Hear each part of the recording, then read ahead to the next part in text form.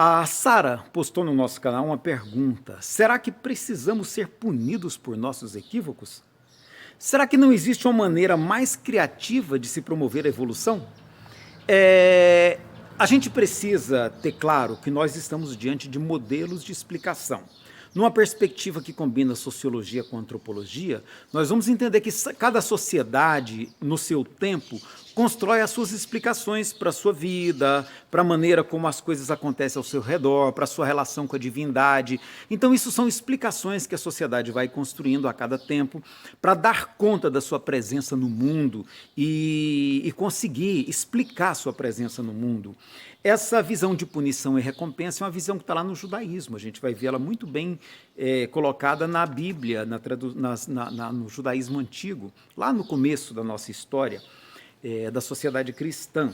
Depois dela, nós vamos ver uma mudança. Quando Jesus vem, ele fala em dívida e resgate, uma visão que hoje a gente considera um pouco associada com a contabilidade e que ele traduz muito bem na parábola do credor incompassivo. A dívida seria o erro cometido. Através do erro você comete a dívida e você tem então que reparar esse erro para você resgatá-la. Essa ideia vai ser muito assimilada por Kardec na estruturação do Espiritismo, e nós vamos ver esses termos bem presentes, até por conta da forte influência do pensamento cristão na composição da doutrina espírita. Mas o Espiritismo vai assimilar, sobretudo, o pensamento iluminista, traduzido, sobretudo, na filosofia de Immanuel Kant, que fala da questão da autonomia do indivíduo, a autonomia do espírito diante do seu próprio aprendizado, diante da sua própria construção da sua identidade.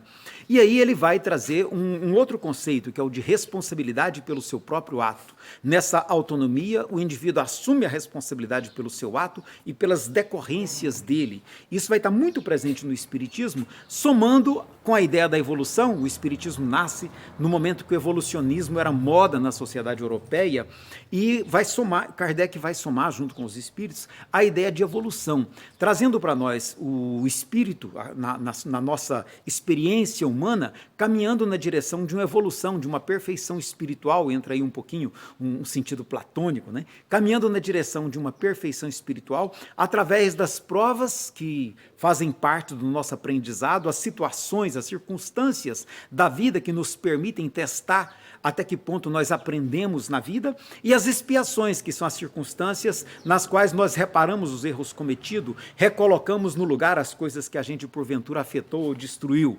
Então o Espiritismo absorve a filosofia do iluminismo, somando a isso a ideia evolucionista no que nós conhecemos hoje. Kardec usa muito as ideias de dívida e resgate, de punição e recompensa, porque ele estava falando para uma sociedade predominantemente católica e ele queria se fazer entendido. Mas a doutrina espírita, o pensamento dela, está muito mais na linha do que a gente vê também na sabedoria milenar do budismo, quando fala de autoiluminação. O que é essa autoiluminação?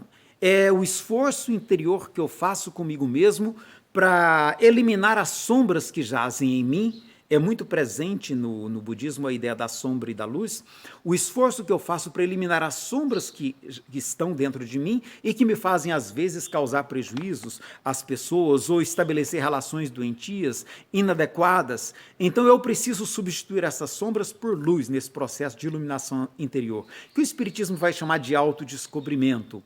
É muito interessante a gente perceber essa proposta espírita, porque ela, de certo modo, minimiza essa visão de punição e recompensa. Ela melhora, aprimora essa divisão de dívida e resgate com o conceito de provação, que circunstâncias da vida nas quais nós podemos aprender e crescer, né?